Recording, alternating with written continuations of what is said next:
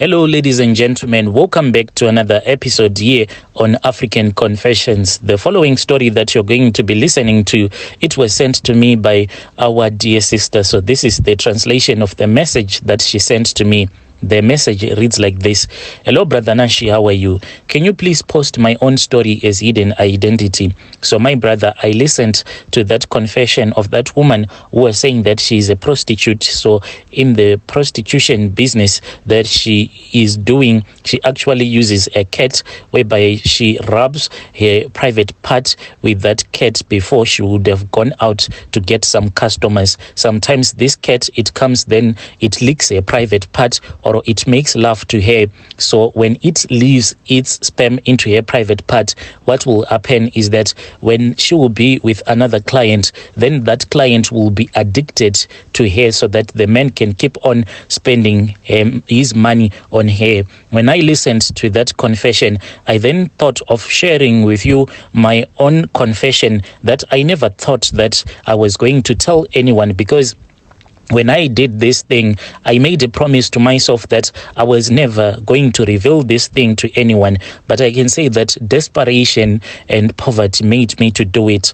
The idea of dating a South African man made me to do it so that I can get my proper documentation. When I came here without having even an identity card. And you know what life is like when you do not have a passport. People will just do whatever that they want with you.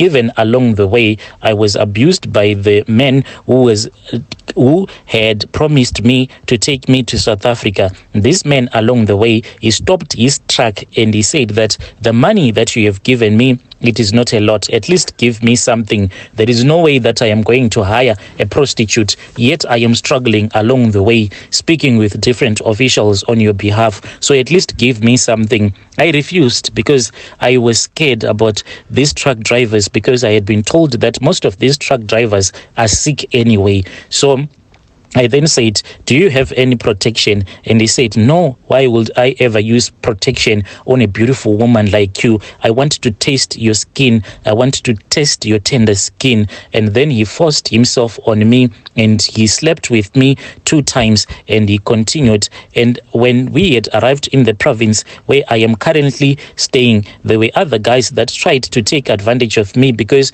what this man did is that he dropped me like in the middle almost of nowhere, because he was scared that maybe his boss was going to see him dropping me off. So he just dropped me in the N1, and at the place where he dropped me, he said, you see that safe station? I want you to go there and you are going to be safe there, because I was waiting for my auntie who was going to come and pick me up. But since she didn't have a car, she said, at least sleep at that safe station. Then tomorrow morning, we are going to make a plan so that we can hire a car and we are going to come and take you. So what he had said was that he was going to watch me until I would have reached the service station. But when I was crossing the road, that was when I had him starting his truck and he drove off. I was really in pain and I was scared. I didn't know what to do. When I was walking towards that service station, that was when I saw 3 colored guys that came out of nowhere. These 3 colored guys, they dragged me back into the bushes, and one by one, they slept with me, not using any protection. After they were finished, then they said that they were going to take me to the service station. So they walked me, and it was really painful knowing that the guys that were accompanying me to that same service station, they were the ones that had actually abusing me. As we were walking, one of the guy, he had actually a gun that he had in his jacket, and he was speaking with me in Afrikaans. Unfortunately, at that time, I did not understand anything. When we had arrived at the service station, he then said, if you tell anyone what happened, then you are going to see what we are going to do to you. So I slept there, and then the following morning, my auntie came and picked me up. I did not even dare tell my auntie that this is what had happened to me. So this thing that happened, I think that it destroyed me emotionally. I then started to see men as a way of getting whatever that I wanted because of the way that I had been abused by 4 of these men in a space of 2 days. And I just started to see men not like as a protector, but as someone that I can actually use, using my private part to control them, to do whatever that they wanted. The thing that I understood very well was that being in this country without any papers, it was going to be very difficult for me.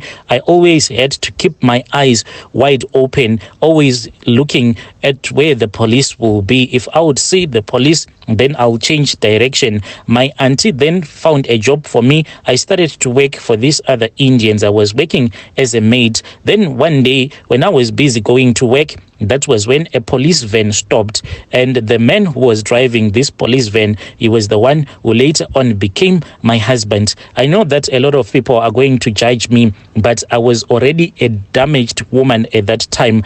I had lost this thing called true love. This man, when he stopped me with his partners, he then asked me where I was from, and I didn't understand his language. And when he saw that I could not understand anything, when I responded in English, he said, "Where are you from?" And I lied, and they said, "You are lying. Where are your papers?" And I didn't have any papers. He got out of the car, but there was the way that he was looking at me. I immediately saw that this man, he was attracted to me. So I looked at him and I smiled. When I smiled at him, he said, "Why are you smiling?" And I said, "You are handsome." Already I was working on him, and I was already seducing him as a woman who knew that all the men out there, all that they want is to make love to me. So I knew that I had to control the conversation. I had to get him seduced, and that is what I did. And I had to seduce him. After I had told him that he was really handsome, this man almost forgot his duties and he let me go. But he said that, "At least give me your phone numbers." I happily gave him my phone numbers, and I said, "I don't trust you. You are not going to call me back."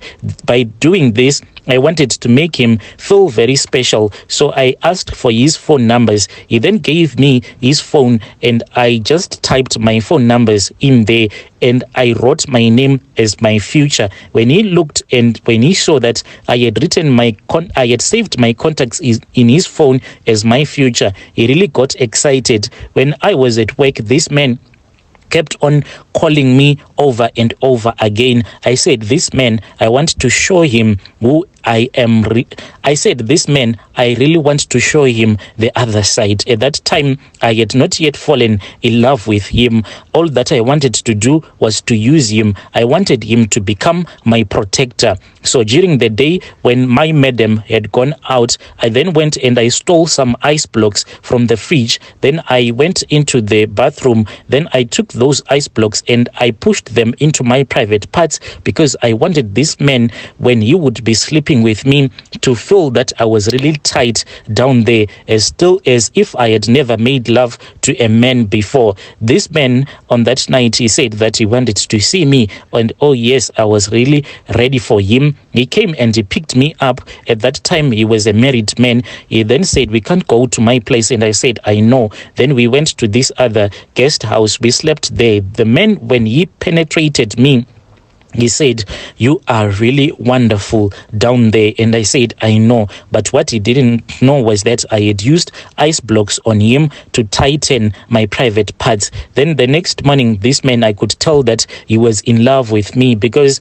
just before we had left for work, I said, "At least let us do it one more time. I want you to think about me." That was when he brought this idea into my mind. He said, "If only I was not married, I was going to marry you and I was going to make you my wife so that you can have your own papers." The moment that he gave me that opportunity, even though it was just a random discussion of a man that was on top of a woman that was really pleasing him, I grabbed that opportunity with both hands. I looked at him and I said, "Can you give me a baby?" That is the thing that will make a man go crazy. When you tell him to give you a baby, he said, "You want my baby?" And I said, "Yes, please give me a child right now." And I knew that I actually had a family planning implant, but I was just using him. Then I kept on sleeping with this man until I did something that was truly evil. I am the reason as to why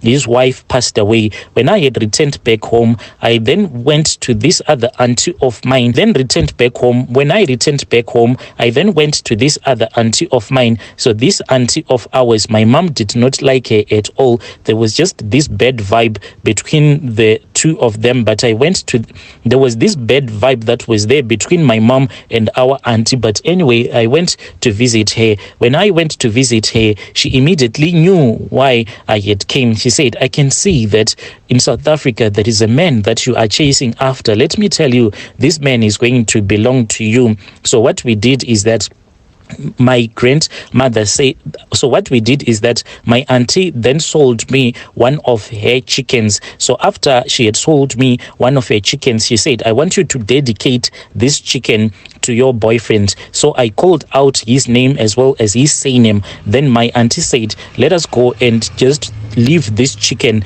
in the mountains. So we went and we left that chicken in the mountains. Even up until this day, this chicken, it is still roaming in the mountains. As long as this chicken will be roaming in the forest, just going around, then this man is going to be addicted to me, for I control him using that chicken. As for his wife, all that I had to do was to go to this other grave. When I went there, I called upon the name of the spirit of that person that was lying in that grave, and I took some soil. Then I returned with that soil back to South Africa. This man, I used to cook for him a lot. So each and every time when I'll be cooking for him, then I'll just put some of that soil into his lunchbox. By the time that he would go back home to his wife, he was actually infecting his own wife with the poison. The spirit was the one that was making his wife to get really sick. The wife, within a couple of months, had passed away. I then provided great comfort to him.